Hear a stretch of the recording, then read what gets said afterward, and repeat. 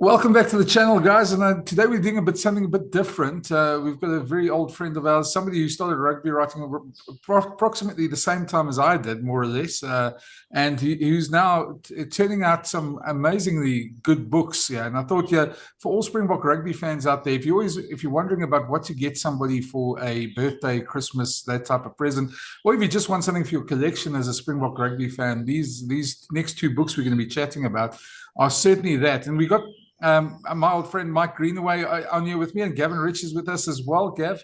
And Mike, welcome. And yeah, I think I'll quickly, before we go to you, I'll just show the books. The first one is, of course, called BOK to BOK. It's a lovely journey about the two World Cup wins for the Springboks, the back-to-back wins there. And then the other one, which I think is even nicer from my point of view, is the Fireside Springbok, which is a lot of we'll talk about now, and a lot of tales from Springbok rugby that a lot of people probably Yeah. don't know about off-field stuff. So yeah, Mike, tell us about the books in your words first. Yeah, first of all, thanks for having me, guys. And Brendan, you're 100% right. You and I started, if I remember correctly, rugby writing in 1996. And Gavin had been going about 4 or 5 years. So I think we've got nearly 100 years of rugby writing experience between these three faces. And a lot of time at the bar as well. But yeah, look, so guys, these books, yeah, what they're really about is contributing to the Springbok legacy. The first one, the Fireside Springbok, I wrote during COVID-19 lockdown. Um, yeah, and the human consciousness, and it's necessary for how we survive, is that we concern ourselves about what is in front of us. And we, yes, we do have memories, but our memories are fairly short. And our current Springbok team is fantastic, and I always hear comments about they're the greatest and what characters. And then I want to say, look, but Springbok rugby has always had fantastic characters. I mean, we go back to 1895. Um, and has happened is that a lot of the heroes of the past, a lot of the great characters who've contributed to the legacy that the current Springboks actually are flourishing because of. A lot of these guys have been forgotten. Their stories are buried. I mean, their families might know about the Springbok propper who killed a lion with his bare hands. Their families might know about the Springbok flank in 1928, who ran the comrades in his rugby boots and stopped to have peach brandy every hour. I mean, Frik du Preez, the guy, I mean, the 20th, our rugby player of the 20th century who ate T-bone steaks and chips and a draft of beer at lunchtime before playing a game of rugby. I mean, there are just so many wonderful Springbok players who deserve to have a second bite, and so these books, particularly the Fireside Springbok, which is the more historical one, is about reviving a lot of the stories that have kind of slipped away.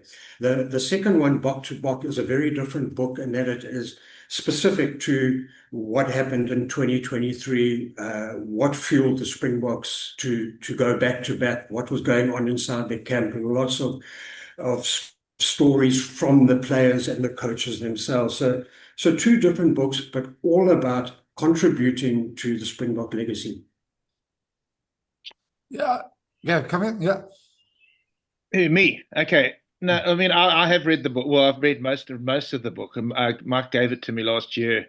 I think we were in Durban, and I found it fascinating. I couldn't put it down, and it was you know this latest book.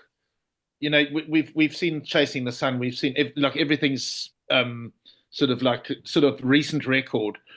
So I think Mike is the same as me. I think we like the sort of history, like the real historical thing. I mean, I never saw Bill Payne, who he mentioned earlier, the guy who ran the Comrades and in his rugby boots, and did you say he had peach brandy? I can't remember, peach schnapps, whatever it was. But he had a big Yeah. breakfast as well on that run. And if I remember correctly, Bill Payne came sixth or seventh in that Comrades. I mean, those were the days when they ran on the dirt roads. I mean, the road from Maritzburg to Durban wasn't like it is now. And you know, and I mean, the thing I remember about Bull Prade, sadly, is how he passed, which is he was knocked over by a train, by a tram in the Durban city Yeah, centre after being a very well-known yeah, schoolmaster in Durban for a long time, yeah, very famous at DHS. And Mike, you played club rugby in Durban, so I don't know if you yeah, ever ran. It wasn't a marathon, but there was the yeah, Bull Marathon. Do you remember that? They used to. So yeah, when we had seasons and so, well, you still do at club rugby. When you yeah, had a distinct rugby season in about March of every year, and this was also back in the day in Durban when Mount Edgecombe and Durban were separate places. yeah, They used to run from the Mount Edgecombe Country Club. That was my first exposure to Bull Pain. yeah, There was this club, there was yeah, this run where all the rugby players who played for the different clubs would run this race, and it was yeah, probably only about 16 kilometers, but they called it the yeah, Bull Marathon. It was on a Sunday afternoon. My dad was a yeah. DHS officer involved in how so those sort of things I always find fascinating looking And, back. and, and sorry, man, Gavin, if I can just interrupt you, because there's something I want to just add on to Bill Payne. Yeah, Yeah, so he was just an immense character, and he fought in the Second World War and was captured in North Africa, as were a number of South African soldiers in the Battle of Tobruk. Anyway, so they ended up in Poland, and and this is just unbelievable. So they had a guy called Oki Geffen, who was also captured, and to pass time, they played rugby, and Bill Payne organised games against New Zealand troops and against Australian troops. Now, Oki Geffen came to Bill Payne and said, "I'd like to learn how to kick." So Bill Payne, who had played for the Springboks and had been a rugby coach, taught Oki Geffen how to kick in a prisoner of war camp in Poland. So this is now in the 1940, 1944, 45. End of the Second World War comes. Oki Geffen goes back to South Africa and plays for Transvaal and eventually gets selected for the Springboks. The first post-war series was between the Springboks and the All Blacks in 1949. The Springboks beat the All Blacks 4-0. And a lot of their points came from a guy called Oki Geffen, was a prop forward for the Springboks, learned how to kick from Bill Payne in a prisoner of war camp, and he hardly missed a kick in that series, which the Boks won 4-0. And then just finally, Gav, you mentioned that Bill Payne, this heck of a character, died in a trolley accident. There was literally these trolley like wagon things that transported people around, and the final word on his spoken at his memorial was, "Bull would have loved this. He'd had a night on the town and then died when he was off his trolley." Literally, he'd come from a pub. yeah. One of the stories I really enjoyed was one of your very first ones, because obviously it's long before I was around, so I wasn't there. I think was it Barry Heatley? A fairy Heatley, yeah, yeah. Well, yeah, I think Yeah. that was, yeah, Yeah, his real 100%. name, and Barry Heatley. Tell us the story about that because I found that Yeah, fascinating as well. yeah, absolutely hilarious. Well, kind of. 1895. So the Springboks had never won a Test match. The British Lions, well, they weren't the Lions then, but the British Isles used to come to South Africa, and they kind of more taught South Africans how to play because rugby had been going for a long time in Britain. So the first South African team to win a Test match was captained by a guy called Fairy Heatley, and Fairy, he was kind of euphemistically nicknamed because he was no fairy, he was a giant lock forward, and he was a bishop's old boy, and at that time the captain of the South African team chose the colours, and the colours of bishops at that time was green. I think is it still green? I don't know. Uh, anyway, the Boks won the game the first time ever, and it was decided, okay, we wore the color green on this day, so that will now be the color of the Springboks for forevermore, and that's how why the Springboks play in green.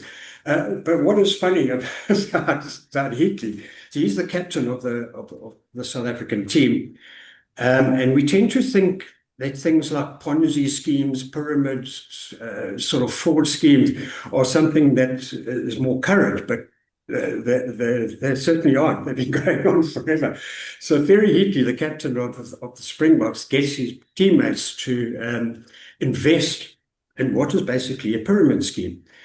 And like these things tend to work out, this one didn't work out, and he owed his teammates a heckload of money, to the point where he thought, jeepers, I've got to get out of town.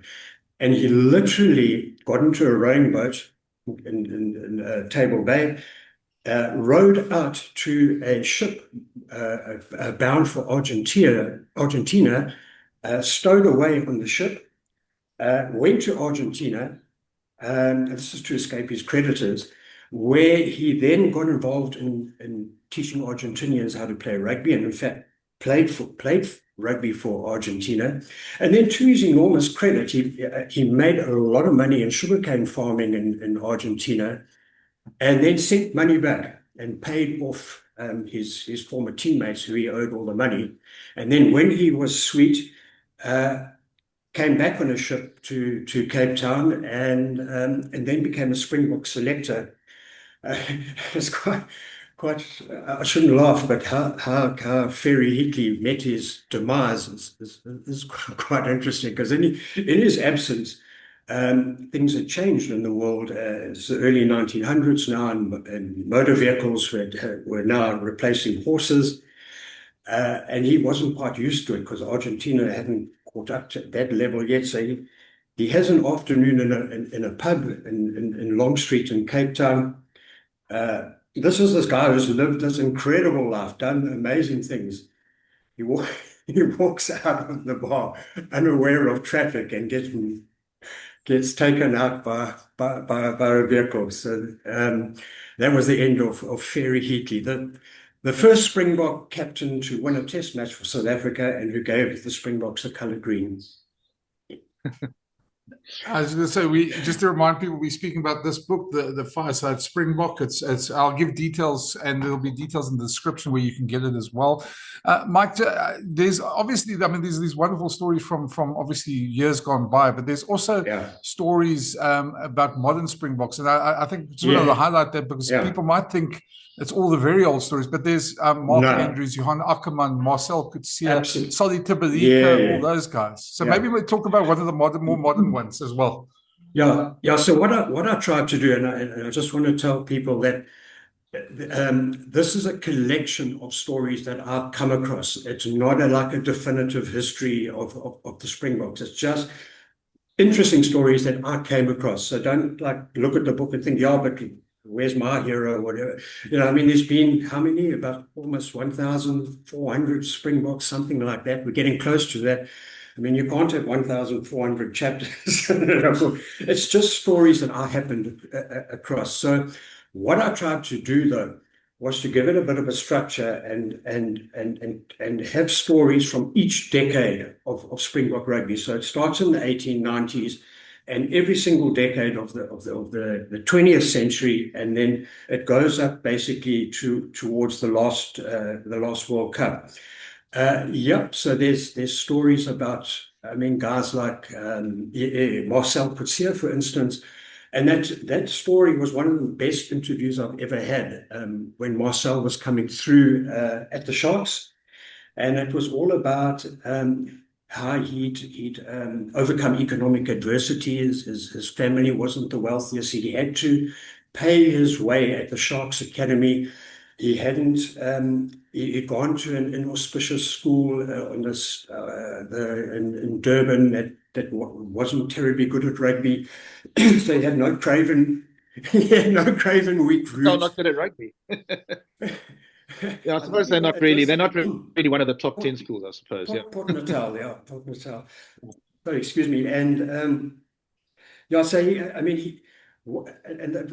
some anecdotes from him that were just fantastic. So, and when he finished matric, all his mates were going to sorry, I've got a bit of a frog in my throat. We were going to Margate, which was at that time was all the kind of Afrikaans schools went down to Margate, and you have a week of partying. He said, I'm paying, my family hasn't got a lot of money. I'm paying to go to the Sharks Academy. I am going to be the fittest guy at that academy. And he went to a gym in Pretoria. Cheap as I'm forgetting the guy. Brendan, you'll know the guy who was the redhead prop who runs the gym. And Oh, Yanni Brooks. that's it. Yanni Brooks. Yes. 100%. Yanni Brooks's gym.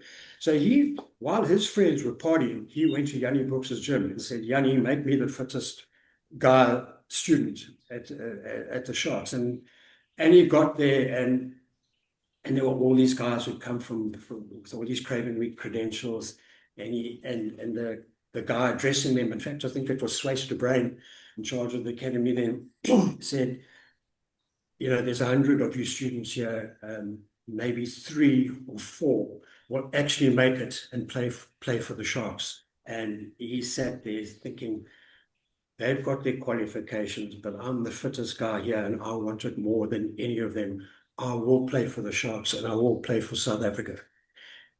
And of course, it came to fruition. Yeah, so there's stories. I mean, there's got Francois Steyn, great stories about him. There's who are the other modern guys? Makazole Mapimpi is in there. And there's a story, and I want to bring Gavin in here because he was actually the inspiration for this.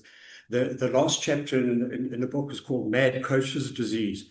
And it's basically about how the job of being Springbok coach, without question, every single coach there's ever been eventually succumbs to some form of madness. And I picked it up from Gavin's book, which was that The Poison Chalice, Gavin? Yeah, that you wrote? Yeah. And basically my chapter there is, and I go through all the modern coaches and how they eventually just make decisions that don't make any sense because it's the pressure they're under. But I'll let Gavin elucidate us on that one. What do you want me to? Yeah. Mad coach's disease, yeah. I actually don't think I read that chapter in the book, but I didn't. As I say, I read most of it. I still want to actually finish it off. It's like Nick Mallett, I think, said, who might have been a mad coach very briefly. Nick Mallett in 2009, in 1999. I mean, Nick Mallett wrote the foreword to your book, and he said that it's a book where you can sort of dip in and out, and I think that's what I think a lot of people probably will do, and it's very good for that. No, the mad coach's disease. I mean, so you had somebody like Harry Viljoen who started out his Springbok career wanting the Boks to run every ball and telling them that they couldn't kick against Argentina. I was at that game in Buenos Aires at the River Plate Stadium. They weren't allowed to kick the ball, and eventually they had to, because just like this more recent Springbok vintage 2 weeks ago, they basically ran themselves off their own feet. And eventually, I think it was Andre Markgraf or somebody who shouted to Percy Montgomery, who was playing flower off that day, that he must kick, and that was how Harry Viljoen's career started. But then by the end of his career, he was playing the most turgid, because he realized that the Boks needed to win. And I can't remember his last test would have been against England at Twickenham in 2001. And I think he had Louis Kuhn at flower half, and he had Trevor Holstead at outside centre, and Bram van Straten. Bram van Straten. Yeah, Bram van Straten. The most sort of unlikely sort of attacking combination that you could get.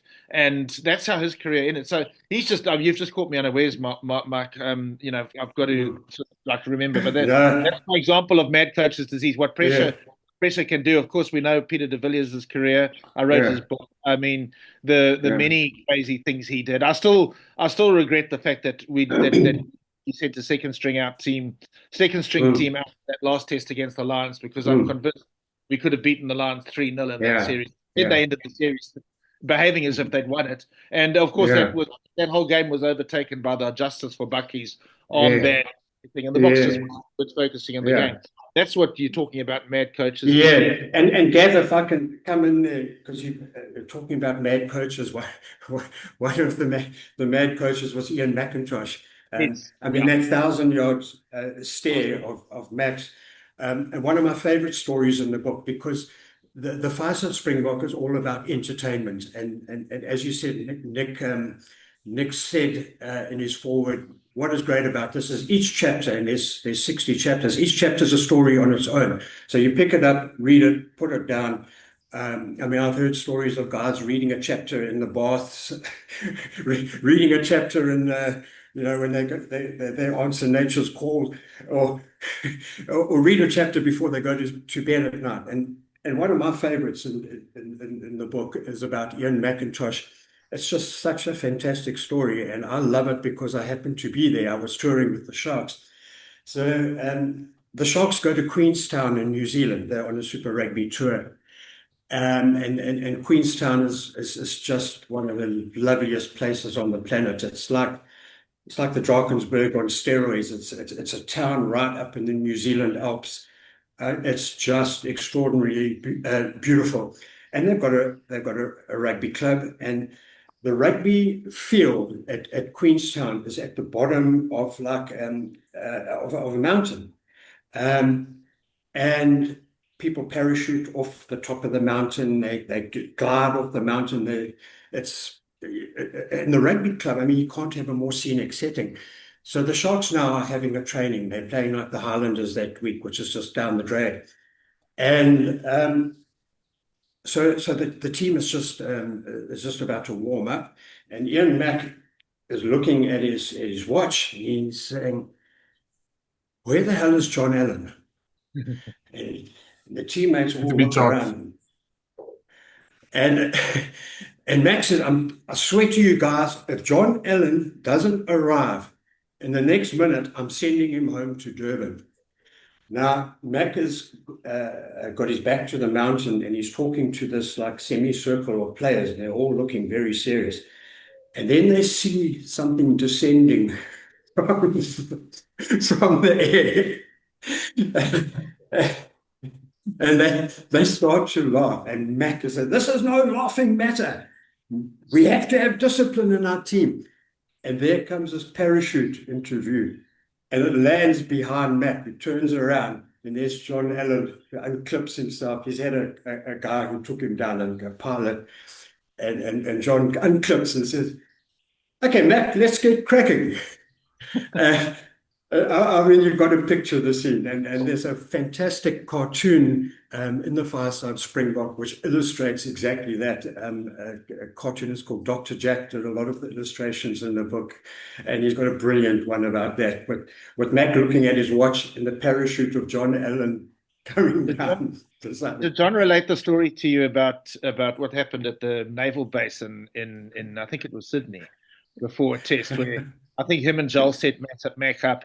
Anyway, they were at a naval base in Sydney training before one of the games against Australia, and remember Mac was paranoid. I mean, he used to. I remember sitting at Kings Park once watching a training session, and Mac coming marching across the field, and he saw this guy and he thought I might be like filming the practice session, and then, "Is that you, Gavin?" I said, "Yes, it is." Then he was okay, and he went away. But I remember John relates the story about him and Joel Stransky set up Mac, and they told him about how there were seagulls. There were a whole lot of seagulls flying around, and he told Mac that the seagulls had little. He'd heard, or one of the naval people had told him that they had little sort of like cameras on them, and that the Aussies were spying on the BOK training session with these seagulls. And initially Mac didn't sort of like react, and he carried on like coaching, and then suddenly he turned and started screaming at the naval people, "Shoot those effing seagulls!"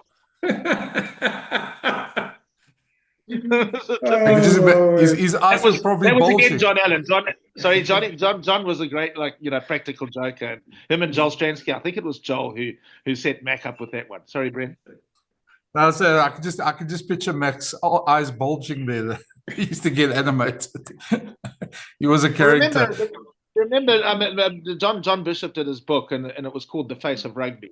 And it was called The Face of Rugby because Mac used to always get picked up in the TV stands, remember? And it was like whenever the referee had done something wrong, which was all the time in Mac's view. I mean, Mark might relate the story about the conversation with Peter Marshall. But anyway, he was never happy with what the referees did, and he stood there like looking. I think Dan Retief actually at some stage nicknamed him the Salute Scout. I don't know if it was related to that, but it was like he was a bit of a sort of like had a bit of a psycho killer look to him. Yeah, so in that chapter on called Mad Coach's Disease, I actually mentioned that incident you're talking about. Peter Marshall was an Australian. It was Peter Marshall, yeah. Was Peter. Was an Australian referee, and in a couple of games, the Sharks had been on the wrong end of some questionable Marshall decisions, and then Marshall came to Durban to referee a Sharks game. But on the Thursday or so, he was coming to check the place out, and he came across Ian McIntosh in the car park next to the stadium. And Mac just got out of his vehicle, which happened to be a Toyota Cressida or something. And Marshall was walking past, and Mac says, "Hey, Marshall," and he taps on the bonnet. "If it wasn't for you, this Toyota would be a BMW or a Mercedes." That's typically was a great put down, yeah. Yeah, Mike, I want to ask you, sorry, just also as well, just back to the book. I mean, we've all written books, the three of us, and we know the process it goes and the labor of love it becomes as well. And you say you wrote this in COVID times, but these are self-published, both these books as well. Yeah. They're not done through a big publishing house, and that must have been quite I won't say a risk, but I mean, we all sort of a bit risk adverse when it comes to these things, and just maybe talk about the decision to go ahead and self-publish. Yeah, absolutely, Brendan. So the first one, the Fireside Springbok, I wrote. We had time in lockdown, and I really could put a lot of effort into it, and then I had the finished product. Then I went and knocked on the doors of established publishing houses. I won't mention them. And they all basically told me to get lost. Look, it was a difficult time then. People weren't taking a lot of publishing houses weren't taking risks. Everyone was tightening their belts. But basically, I got dissed. I said, "Look, I've got this book. It's finished," and no one would take a chance on it. And I thought, well, stuff it. I've done all the hard work. And I know the quality of the book. I mean, and that was the most important thing. I knew I had a gem of a book. You have a gut feel. All of us are journalists. If you've written something that's lacquer, you know. And I thought, this is good. And I'm not going to take no for an answer. So, I thought, well, bugger it. So I went to Absa Bank, and I said, "Please, can I have a loan to publish a book?" And the bank manager looked at me and thought, "Well, what? Are you sure about this?" And I said, "No, I'm sure." And I borrowed a friggin' lot of money. And so I backed myself. I mean, I tell people it's like going to the casino, you're red or black. And I put my money on green, as in my surname, I put my money on Greenaway. I backed myself.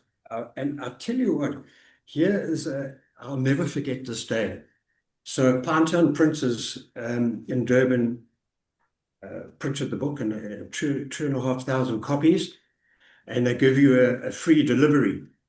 And I've got a home in a complex in Hillcrest in Durban, and I'll never forget the day this truck arrived with the books. In the garage, I had to move my car. I couldn't park my car in there for a very long time. And they offloaded these books. And I just saw this mountain of books, box after box after box after box. And I just thought, what the hell have I done? And I stood in front of this, honestly, a mountain of books. And I took a photo and I said, "I will sell these books." And one by one, they went. I mean, once it got into the bookstores and, I had some really good publicity. Super Sport, Andy Capistonio had the show cover to cover, and he reviewed it and he gave it 10 out of 10 and just said that this is one of the best sports books I've ever come across. 10 out of 10. So the reviews like that helped. I also got into the speaking circuit, and I do a show where I have photographs and extracts from the book, and I talk about it.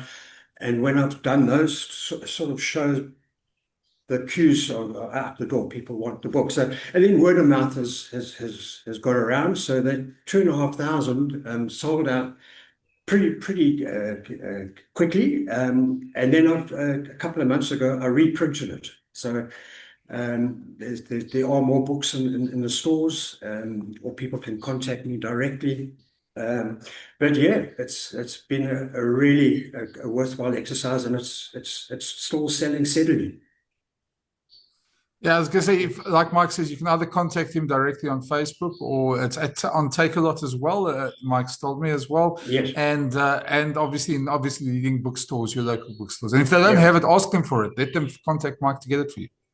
Yeah.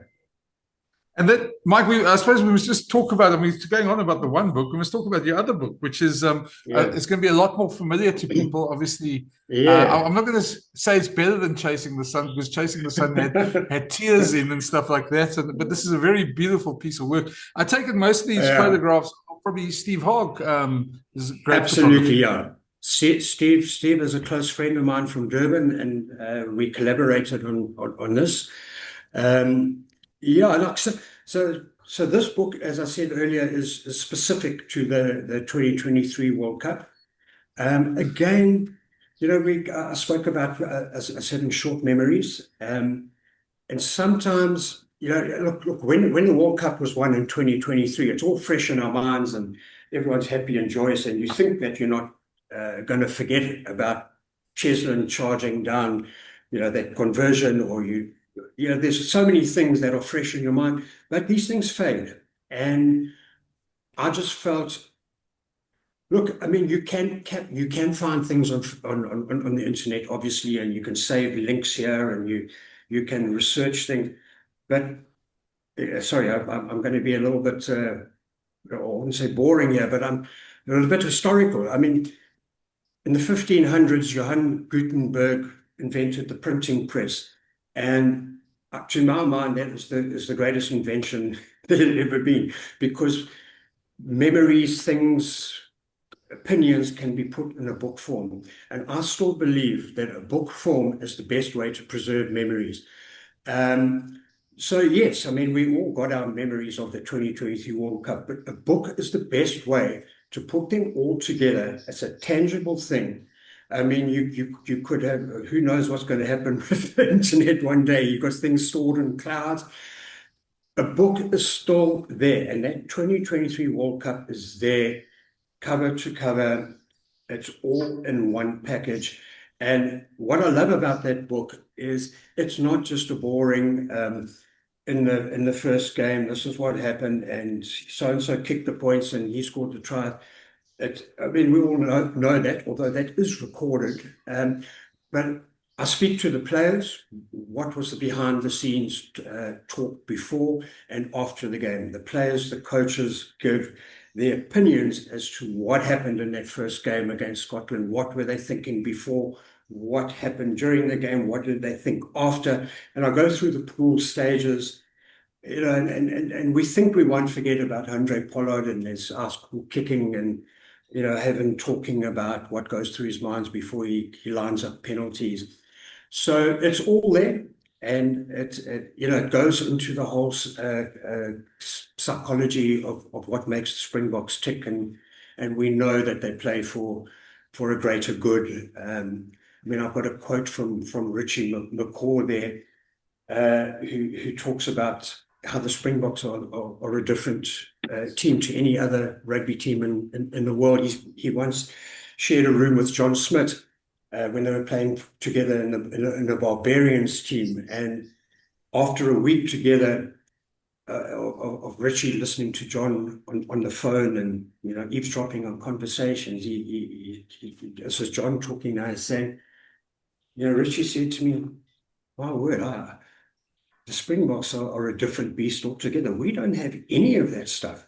You've got so much going on in South Africa." And John said, "Look, mate, when you're a Springbok, you play for South Africa. You play to put smiles on people's faces. You play to give guys something to cheer about. I mean, in New Zealand, and then God bless their souls, I mean, nothing exciting or too much ever happens. South Africa is a very different country, and the Springboks are vitally important to the good humor of South Africa.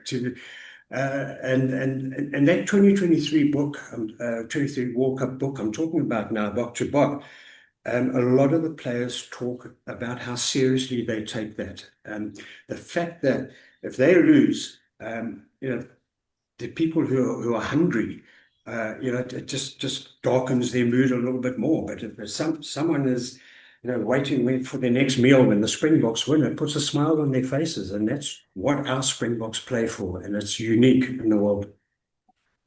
Mike, one of the reasons I mentioned Steve Hogg is because I think what also the nice thing about the book is, one, it's very high quality, and the pictures are stunning, and often we see pictures on social media, on websites and in newspapers, those that still exist, and we see one or two, but we all know photographers like Steve probably take 100,000 pics by the World Cup.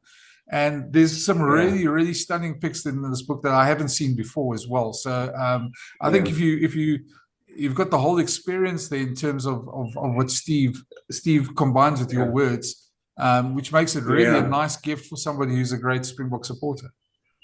100%. I mean, Steve Hogg is one of the most well-known photographers on the world circuit. And just to give you an example of Steve's work, Brendan, if you could just show the fireside cover again, if you've got it there handy. Which the fireside front. Yeah. So that photograph there of Franco Mostert, and that's kind of crucifixion scene, which is from the one of the tests against the British and Irish Lions. That won Steve a World Sports Photography award. Yeah, he won a world award for that. So that's the quality of photography with Steve. He's an Englishman who came out to South Africa. He was a bouncer in Durban for a very long time. I mean, he worked in security, and he opened a bar in Kings Park, not the one stop that you and I, Gavin, frequented plenty times, and probably you as well, Brendan. But on the other end, he opened up a bar, and then he thought, well, I need to illustrate it with some photographs, but I haven't got any. So he went down to a Sharks training and he started taking pictures.